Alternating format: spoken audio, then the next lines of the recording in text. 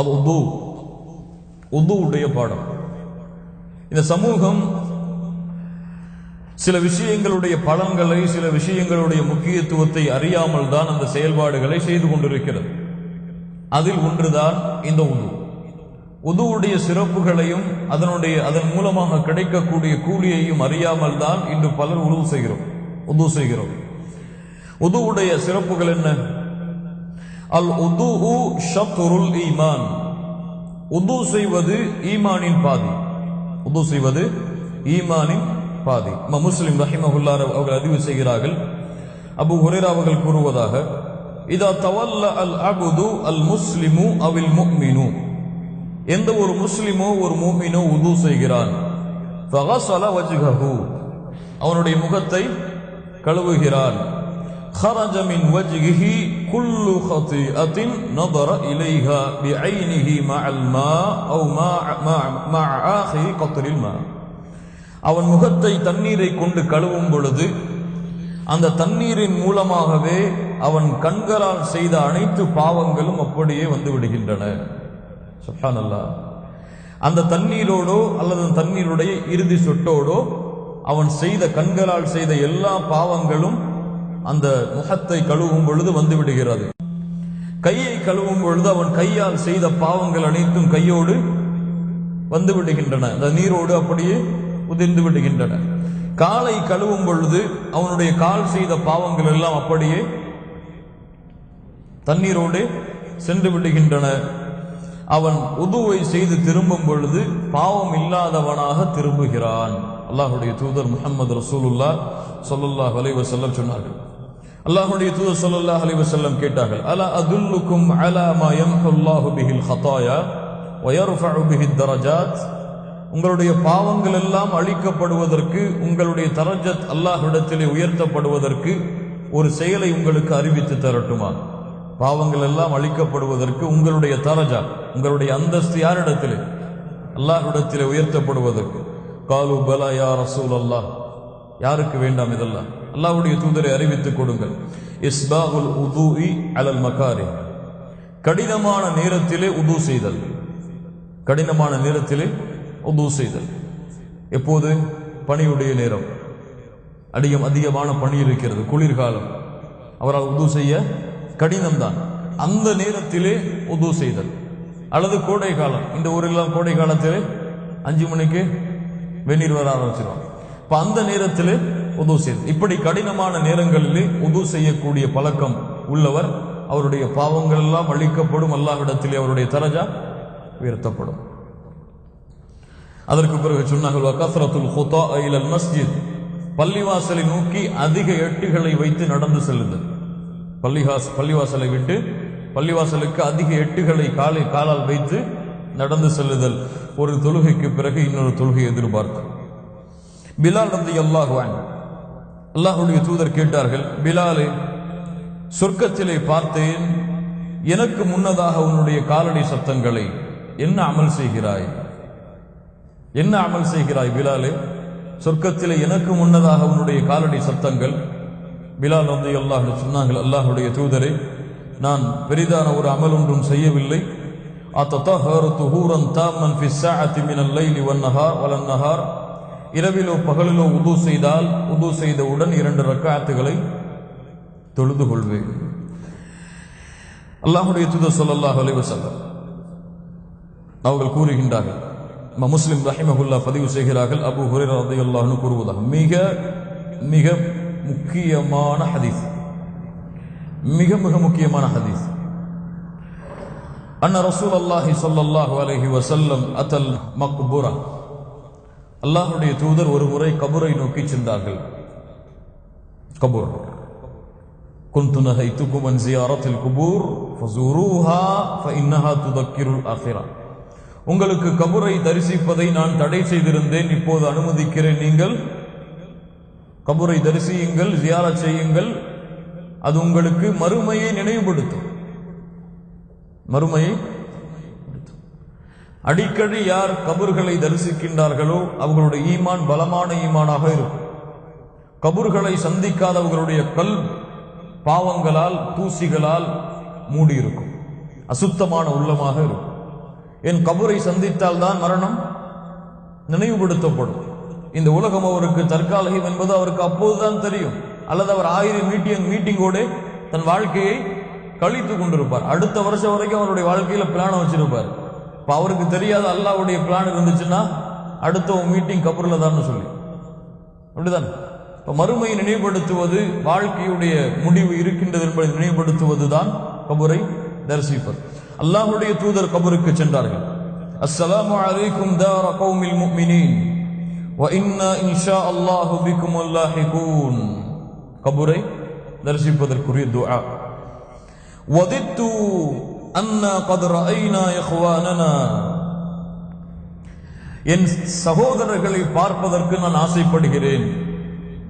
சஹாபாக்கள் கேட்டார்கள், யா ரசூலல்லாஹ், யா ரசூலல்லாஹ் அவலஸ்னா இஹ்வானக், உங்களுடைய சகோதரர்கள் நாங்கள் இல்லையா? قال أنتم أصحابي وإخواننا الذين لم يأتوا بعد. நீங்கள் என்னுடைய தோழர்கள் தான், என் சகோதரர்கள் உங்களுக்கு பின்னால் வருவார்கள், அவர்களை நாம் பார்த்திருக்க மாட்டோம். யார் அவர்கள்? இன்ஷா அல்லாஹ். நான் கைஃப தஅரிஃபு மன் லம் யஅதி பஅது மின் உம்மத்திக். அல்லாஹ்வுடைய தூதரே, உங்களுக்கு பின்னால் நீங்கள் பார்த்திராத அந்த மக்களை எப்படி நீங்கள் அடையாளம் கண்டுபிடிப்பீர்கள்? எப்படி அவர்கள் உங்களுக்கு பின்னால் வந்தார்கள் என்று உங்களுக்கு தெரியும்? அல்லாஹ்வுடைய தூதர் ஸல்லல்லாஹு அலைஹி வஸல்லம் சொன்னார்கள், ஒரு கருப்பு குதிரைகள் இருக்கக்கூடிய இடத்திலே வெண்மை நிற காலோடு வெண்மை நிற கைகளோடு முகங்களோடு ஒரு குதிரை இருந்தால் அந்த குதிரையை அதனுடைய சொந்தக்காரர் அடையாளம் கண்டுபிடிக்க மாட்டாரா? கண்டுபிடிப்பார். அதுபோல்தான் என்னுடைய சமூகத்தில் உது செய்த காரணத்தால் தங்களுடைய முகங்களும் கரங்களும் வெண்மையாக இருக்கக்கூடிய கூட்டத்தை மறுமையில் அவர்கள் மினுமினுக்கக்கூடிய அந்த மினுமினுப்பால் நான் அடையாளம் கண்டு அவர்களுக்கு தண்ணீர் கொடுப்பதற்காக ஹவுதிலே காத்துக் கொண்டிருப்பேன். அல்லாஹ் அக்பர். اللهم صل على محمد وعلى ال محمد كما صليت على ابراهيم وعلى ال ابراهيم انك حميد مجيد. அப்போது ஹவுதிலே தண்ணீர் கொடுத்துக் கொண்டிருக்கும் பொழுது ஒரு கூட்டம் என்னை நோக்கி வரும். மலக்குகள் அந்த கூட்டத்தை விரட்டி அடிப்பார்கள், செல்லுங்கள் செல்லுங்கள் என்று. நான் கேட்பேன், அவர்கள் என்னுடைய சமூகம். சொல்லுவார்கள் மலக்குகள், கத் பத்தலு பஅதக், அல்லாஹ்வுடைய தூதரே, அவர்கள் உங்களுடைய மார்க்கத்தை நீங்கள் சென்றதற்கு பிறகு மாற்றிக்கொண்டார்கள், தீனிலே இல்லாததை மார்க்கமாக செய்தார்கள். அல்லாஹ்வுடைய தூதர் சொல்லுவார்கள், ஃபஅகூலு சுஹ்கன் சுஹ்கன், என்னை விட்டு விரண்டு செல்லுங்கள், தூரமாக செல்லுங்கள் என்று அல்லாஹ்வுடைய தூதர் முஹம்மது ரசூலுல்லாஹ் அவர்களை நோக்கி சொல்லுவார்கள். அப்போ அல்லாஹ்வுடைய தூதர் ஸல்லல்லாஹு அலைஹி வஸல்லம் நாளை மறுமையில் உதுவுடைய செயல்பாடுகளால் முழுமையாக உதுவை செய்து அதன் மூலமாக வணக்க வழிபாட்டை செழிப்பாக்கி அந்த மக்களை அல்லாஹ்வுடைய தூதர் உதுவின் மூலமாக பிரகாசிக்கக்கூடிய உறுப்புகளை கொண்டு மூமின்கள் நாளை மறுமையில் பிரகாசமாக மின்னிக் கொண்டிருப்பார். லா இலாஹ இல்லல்லாஹ். அல்லாஹ் ரப்புல் ஆலமீன் சொல்லுகிறார், யா அய்யுஹல்லதீன ஆமனூ இதா கும்தும் இலஸ் ஸலாத், தொழுகைக்கு நீங்கள் தயாரானால் ஃபக்ஸிலு உஜூஹக்கும், உங்கள் முகங்களை கழுவிக்கொள்ளுங்கள், வ ஐதியக்கும் இலல் மராஃபிக், உங்களுடைய கைகளை முட்டு கைகள் வரை கழுவிக் கொள்ளுங்கள், வம்ஸஹு பிருஊசிக்கும், உங்கள் தலைகளுக்கு நீங்கள் மஸஹ் செய்து கொள்ளுங்கள், வ அர்ஜுலக்கும் இலல் கஅபைன், உங்களுடைய கெண்டைக்கால் வரை நீங்கள் கால்களை கழுவிக் கொள்ளுங்கள். சூரத்துல் மாயிதாவுடைய 5வது வசனம். அல்லாஹ் ரப்புல் ஆலமீன் இங்கே உதுவிற்கு, தொழுகைக்கு உது ஃபர்து என்று அல்லாஹ் கட்டாயமாக சொல்கிறான். அப்போ உது என்பது ஃபர்து இல்லாமல் தொழுகை அங்கீகரிக்கப்படாது. அத்தர்ஃபு ஸானி அல் அஷர் ஷுரூத்துல் உது, 12வது பாடம், உதுவுடைய நிபந்தனைகள். அஷ்ஷர்துல் அவ்வல் அல் இஸ்லாம், அவர் முஸ்லிமாக இருக்க வேண்டும். அஷ்ஷர்து ஸானி அல் அக்ல், சிந்தனை உள்ளவராக இருக்க வேண்டும். அஷ்ஷர்து ஸாலித் அத் தம்யீஸ், பிரித்தறியக்கூடிய ஆற்றல் உள்ள பருவத்தை அடைந்திருக்க வேண்டும். அஷ்ஷர்து ராபி அந்நிய, எண்ணம் கொண்டிருக்க வேண்டும். இதுவெல்லாம் எதிரோட நிபந்தனைகள். அதே நிபந்தனைகள் இங்கே 4 நிபந்தனைகளாக வரும். அஷ்ஷர்துல் ஹாமிஸ், 5வது நிபந்தனை, வைஸ்திஸ்ஹாபு ஹுக்மிஹா பி அல்லா யன்விய கத்ஹஹா ஹத்தா ததிம்ம தஹாரத்து, அவர் நீயத்தை மேற்கொண்டு உது செய்கிறார், அவருடைய நீயா மாறிவிட்டதென்றால் மீண்டும் அவர் உது செய்ய வேண்டும். உதுவை முடிக்கும் வரை அவர் நீயத்தை பேணி இருக்க வேண்டும். இந்த தொழுகைக்காக இந்த உதுவை செய்கிறேன் என்ற நீயத்தை கொண்டிருக்க வேண்டும். அதன் சட்டத்தையும் மாற்றிவிடக்கூடாது. ஒவ்வொரு நீயத்திற்கு உதுவிற்கும் ஒரு நீயத்து இருக்கிறது. தொழுகைக்கு ஒரு நீயத்து இருக்கிறது, உதுவிற்கு குளிப்பிற்கு ஒரு நீயத்து இருக்கிறது. அப்ப அந்த நீயத்தை அவர் பேண வேண்டும். நீயத்தை மாற்றிவிட்டால் அந்த உது ஏற்றுக்கொள்ளப்படாது. இதுவெல்லாம் ஷுரூத். இது இருந்தால்தான் அந்த உது ஏற்றுக்கொள்ளப்படும். ஐந்தாவது நாம் பார்த்தது அஷர்த்து சாதிஸ். ஆறாவது மூஜிபில் உது. உதுவை கடமையாக்கக்கூடிய காரியங்கள் நிகழ்ந்து விட்டால் உது முடிந்துவிடும். ஹைது ஏற்பட்டு விட்டால் பெண்களுக்கு, ஆண்களுக்கு சிறுதொடக்கு பெருதொடக்கு ஏற்பட்டு விட்டால், இது போன்ற காரியங்கள் உது செய்யும் பொழுது ஏற்பட்டு விட்டால் அல்லது அதற்கு முன்னால் ஏற்பட்டிருந்தால் அதை விட்டு அவர் நீங்கியதற்கு பிறகுதான் உது அவருக்கு கடமையாகும். அதை நீங்காமல் அவருடைய உது அல்லாவிடத்திலே ஏற்றுக்கொள்ளப்படாது. எட்டாவது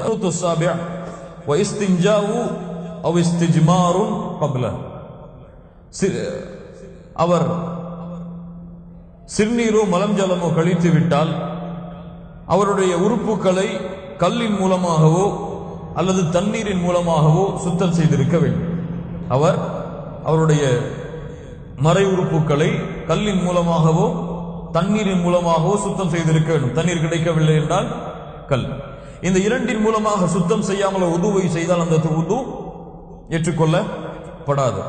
அஷர்த்து சாமின் எட்டாவது நிபந்தனை அவர் உது செய்யக்கூடிய தண்ணீர் சுத்தமாக இருக்க வேண்டும். உது செய்யக்கூடிய தண்ணீர் நிறம் மாறாததாக, மனம் மாறாததாக, சுத்தமானதாக இருக்க வேண்டும். இன்று முஸ்லிம்களிலே பலர் பாத்திரத்தால் உது செய்வார்கள்.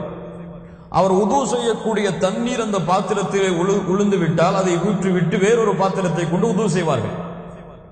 தண்ணீர் தான் உறுப்புகளில் பட்ட அந்த உதுவுடைய தண்ணீர் அவர் உது செய்த பாத்திரத்திலே விழுந்தால் அந்த பாத்திரம் நஜிஸாக, அது தஹாரா, சுத்தமான தண்ணீர் தான். அது சுத்தமான தண்ணீர் தான். அதுபோன்று தண்ணீர் சுத்தமாக இருக்க வேண்டும், உபயோகிக்கக்கூடிய தகுதி உள்ளதாக அந்த தண்ணீர் இருக்க வேண்டும். அஷ்ஷர்து தாசியா, ஒன்பதாவது நிபந்தனை, அவருடைய கரங்களிலோ உது செய்யக்கூடிய உறுப்புகளிலோ தண்ணீரை மறைக்கக்கூடிய அல்லது தண்ணீர் செல்லாமல் இருக்கக்கூடிய காரணங்கள் எதுவும் இருக்கக்கூடாது. இன்று பெண்களை பார்த்தால் சிலர் நெய் பாலிஷ் போடுவார்கள். இது தண்ணீரை நகங்களில் கொண்டு போய் சேர்க்காது, அது கெமிக்கல். அது இப்படிப்பட்ட நிலைமையில் அவர்கள் உது செய்தால் அந்த உது ஏற்றுக்கொள்ளப்படாது. இது போன்று தண்ணீரை தடுக்கக்கூடிய எந்த காரியமும் அவருடைய உது செய்யக்கூடிய உறுப்புகளில் இருந்தால் அந்த உது அல்லாஹ்விடத்திலே அங்கீகரிக்கப்படாது. அஷர்துல் ஆசிர், பத்தாவது நிபந்தனை, வதுஹூலு வக்தி ஸலா ஃபி ஹக்கி மன் ஹததஹு தாயிம். ஒருவர் ஹைதுடைய காலத்தில் பெண்கள் இருந்தாலோ அல்லது சிலருக்கு பார்த்தால் எப்போது பார்த்தாலும் அவர்களுக்கு காற்று பிரிந்து கொண்டே இருக்கும், அல்லது அவர்களுக்கு உதுவை பாதுகாக்கவே முடியாது, வதி இது போன்ற பிரச்சனைகள் அவருக்கு எப்போதும் இருந்து கொண்டே இருக்கும், சிறுதொடக்கு போன்ற பிரச்சனைகள் எல்லாம்.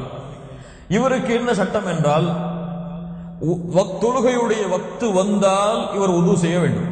அதற்கு முன்னால் உது செய்து அதற்கு பிறகு வந்து விட்டால் அவருடைய உது ஏற்றுக்கொள்ளப்படாது.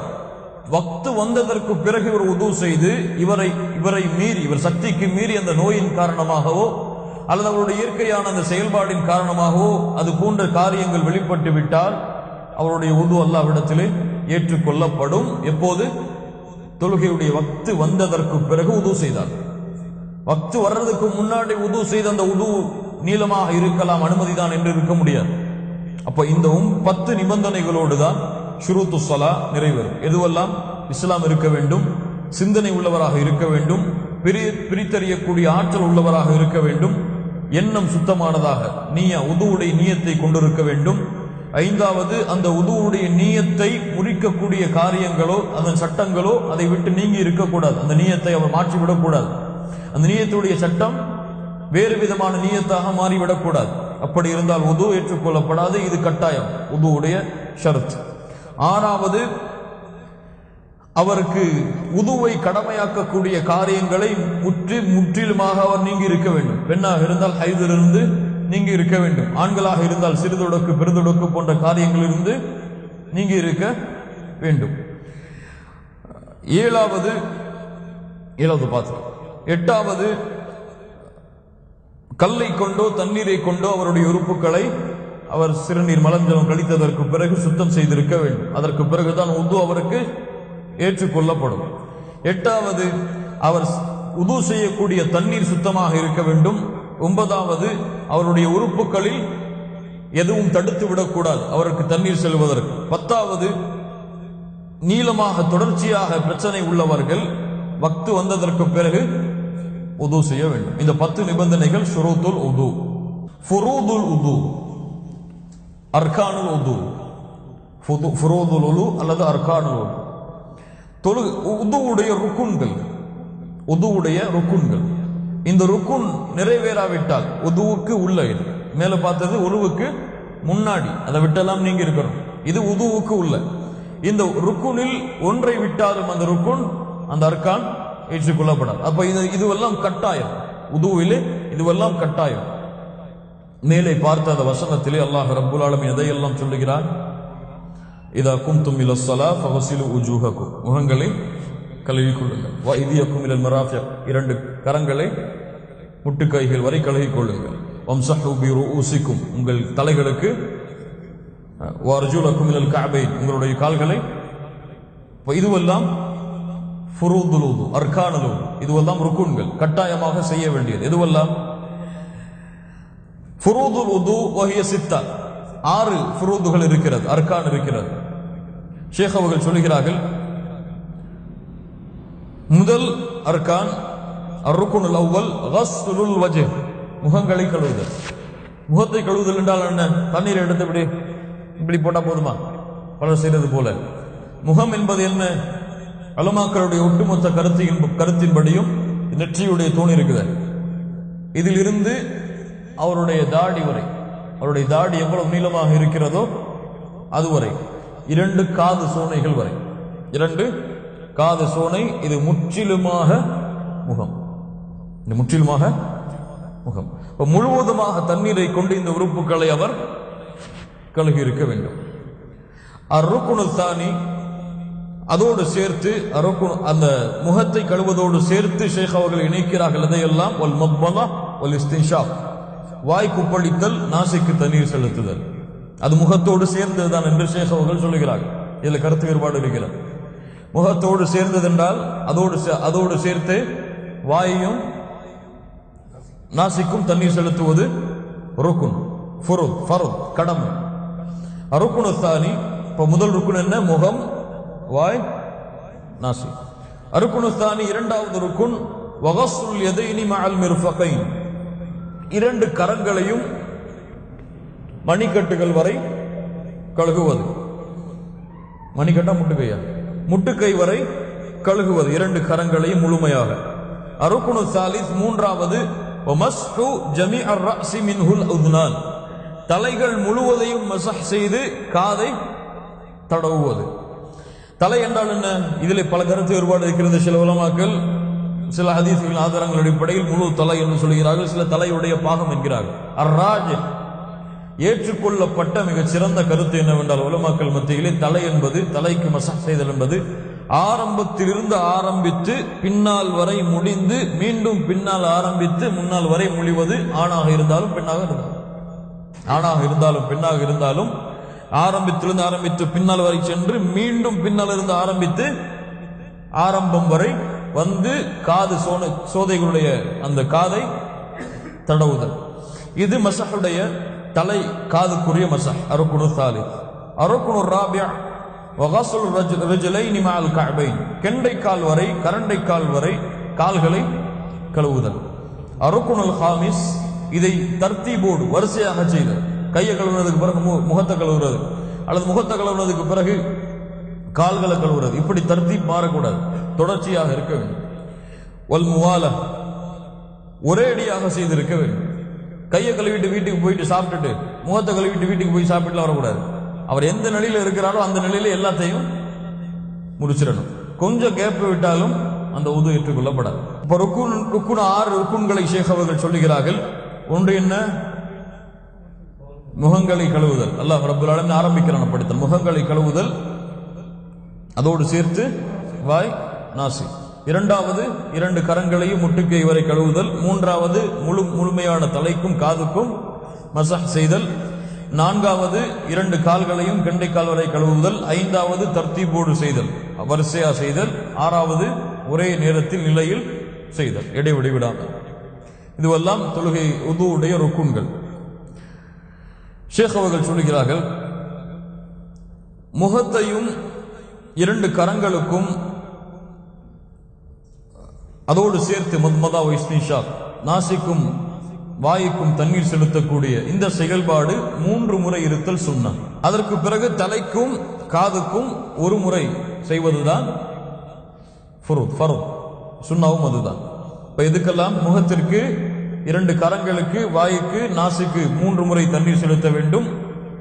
தலைக்கு 1 முறை மசாஹ் செய்யக்கூடிய அந்த 1 முறை தான். இதுதான் சஹீஹான ஹதீஸின்படி ஷேக் அவர்கள் நமக்கு அறிவிக்கிறார்கள். அத்-தர்ஸு அர்-ராபி அஷர், 14வது பாடம் நவாகிதுல் உது, உதுவை முறிக்கக்கூடிய காரியங்கள். அதிகமான கருத்து வேற்றுமைகளுக்குரிய பாடம் இது. அதனால் ஏற்றுக்கொள்ளப்பட்ட கருத்துக்களை மட்டும் ஷேக் அவர்களுடைய புத்தகத்திலிருந்து நாம் எடுத்து வைப்போம். அல்-அவ்வல் அல்-ஹாரிஜு மின் சபீலை, 2 வழிகளின் மூலமாகவும் எது வெளிப்பட்டாலும் தொழுகை உது ஏற்றுக்கொள்ளப்படாது. அவருடைய உறுப்புகளில் முன்பின் எதன் மூலியமாகவும் எது வெளிப்பட்டாலும், பவுல், மதி, ஹாயில், நிஃபாஸ், ஹைத், நிஃபாஸ், ஆண்கள் பெண்கள் என யாருக்கு எது வெளிப்பட்டாலும் உது அதே நேரத்தோடு முறிந்து விடும். அவர் மீண்டும் உது செய்ய வேண்டும். வல்-ஹாரிஜுல் ஃபாஹிஷு அன்-நஜ்ஸு மின் அல்-ஜஸத், அவர் உடலில் இருந்து அசுத்தமாக எது வெளிப்பட்டாலும் தொழுகை முறிந்துவிடும். ரத்தம் பீரிட்டு வந்தால், அல்லது அந்த சலமா அந்த ரத்தத்தோடு சேர்த்து வைக்குமே அந்த புண்களின் மூலமாக, இது போன்ற சீல் சலம், இது போன்ற அசுத்தமான காரியங்கள் எல்லாம் உடலில் இருந்து வெளிப்பட்டு விட்டால் உது விடும். ரத்தத்துடைய அளவிலே பல கருத்து வேறுபாடு இருக்கிறது.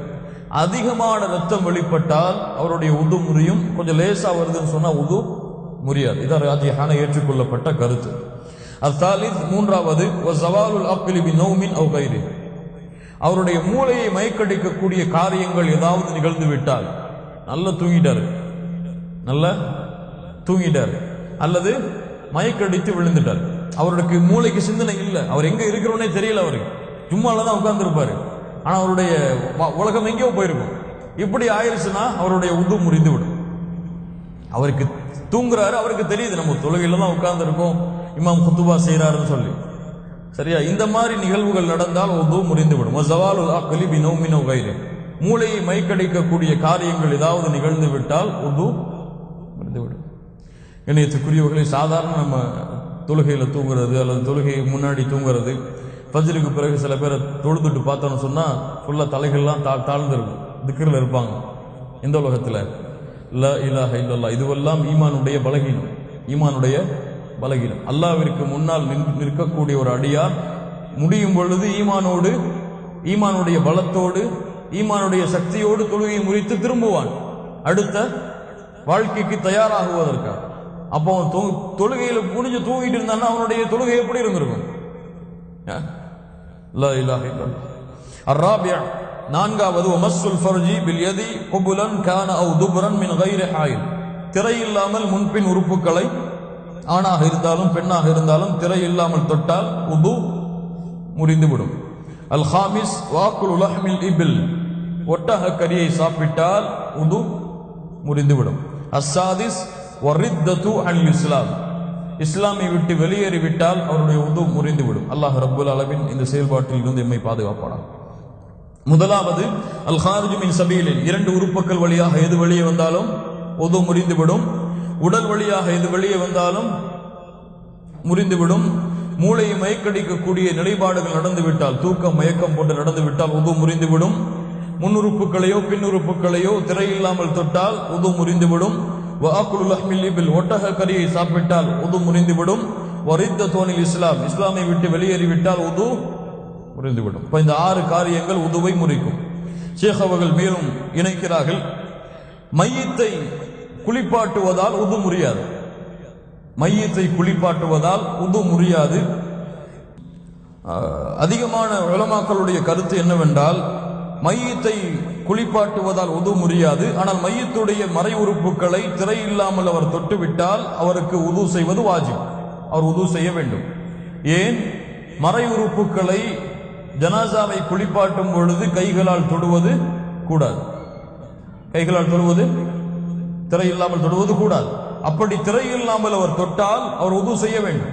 அதற்கு முன்னால் என்ன சட்டம் இருக்கிறது? தொடக்கூடாது என்பதற்கு பிறகு அதை தொட்டால் உது முறிந்துவிடும், திரை இல்லாமல்.